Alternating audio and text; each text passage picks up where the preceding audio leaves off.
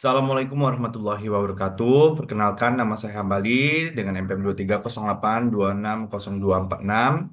Di sini saya akan menjelaskan mengenai mind map dari blok respiratory dengan topik yang saya bawakan yakni asma. Mari kita pertama masuk kepada definisi dari asma itu sendiri.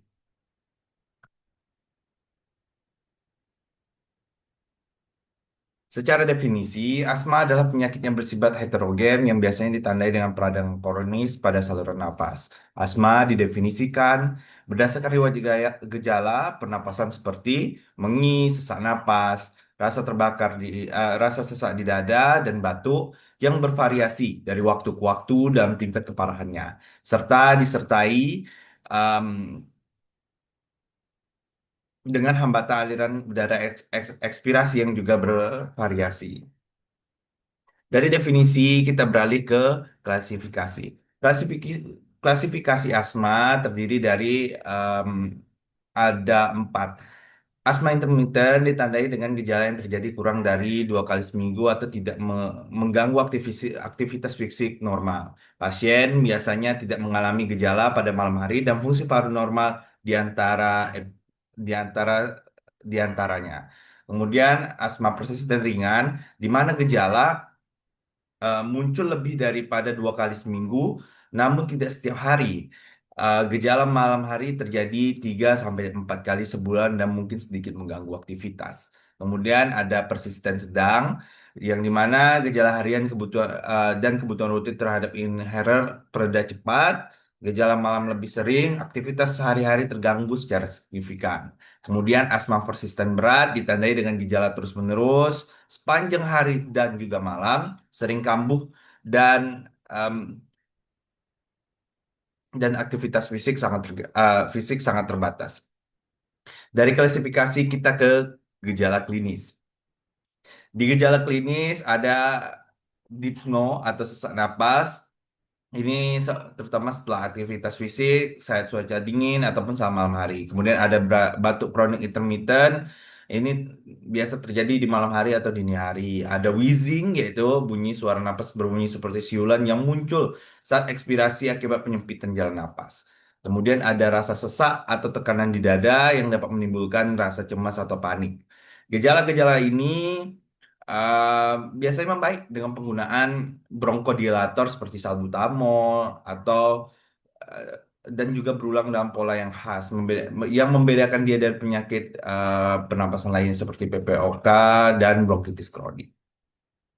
Selanjutnya kita masuk ke etiologi. Di etiologi, asma terjadi akibat kombinasi faktor genetik dan lingkungan. Faktor genetik individu dengan riwayat keluarga asma, em, atau penyakit alergi seperti rinitis alergi, dermatitis atopik memiliki resiko lebih tinggi untuk mengalami asma. Yang kemudian sensitivitas terhadap alergen, biasanya pajanan terhadap zat-zat seperti tungau, eh, bulu hewan, jamur, sari tanaman dapat memicu inflamasi pada saluran pernapasan. Yang terakhir yakni infeksi virus pada anak seperti infeksi virus RSV atau respiratory syncytial virus itu dapat merusak aliran napas dan meningkatkan resiko asma pada masa remaja dan dewasa muda. Faktor resiko ini ada riwayat keluarga, paparan lingkungan, obesitas dan gaya hidup serta riwayat aktopik. Diagnosis. Diagnosisnya kita dari anamnesis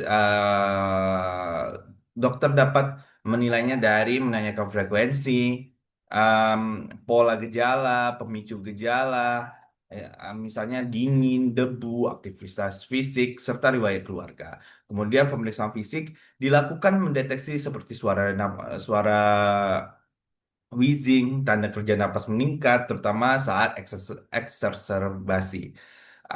Kemudian ada spirometri, di mana pemeriksaan utama yang di iya, pemeriksaan utama itu menunjukkan obstruksi jalan napas yang sifatnya reversible. Ciri khas dari asma adalah rasio FEV1 atau FVC itu FEV1-nya itu sebesar kurang lebih 12% dan em, atau eh, kita konversi itu bisa kurang lebih bukan kurang lebih ya, lebih besar sama dengan 200 mili setelah pemberian bronkodilator seperti salbutamol. Jika hasil spirometri tidak konklusif, dapat dilakukan tes metakolin atau bronkoprovokasi atau pemantauan PEF (Peak Expiratory Flow) harian. Kemudian ada pengobatan, kita masuk ke obat-obatan, ya. Obat-obatan ini ada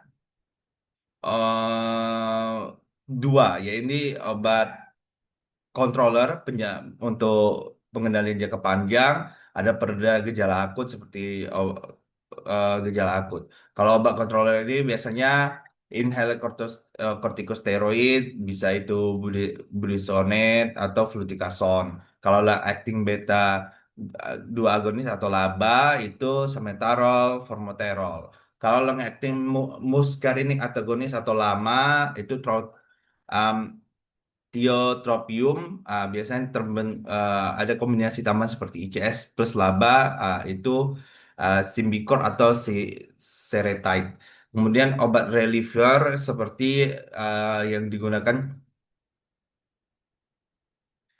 ada SABA, salbutamol, dan salbutamol, Ventolin, Terbulin, atau sama ipratropium atau bromide.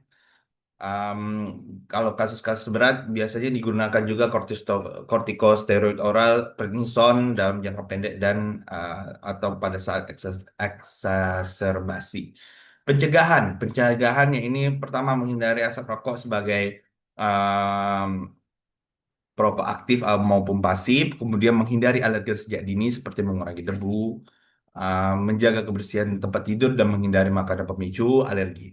Intervensi nutrisi, penggunaan probiotik, terutama pada anak-anak um, dengan resiko tinggi itu membantu perkembangan sistem imun yang sehat. Kemudian manajemen farmakologis optimal termasuk penggunaan inhaler dengan teknik yang benar, pemantauan gejala secara berkala, kepatuhan terhadap asma, action plan yang disusun oleh tenaga medis. Mungkin ini yang dapat saya sampaikan. Berikut referensi yang saya gunakan. Am, ada dari Gina, ada dari PDPI, Perhimpunan Dokter Paru Indonesia, buku ajar mengenai penyakit paru, ada Kumar, yakni Clinical Medicine, edisi 10 dari Elsevier. Mungkin itu saja dari saya, Hambali. Terima kasih atas perhatiannya. Assalamualaikum warahmatullahi wabarakatuh.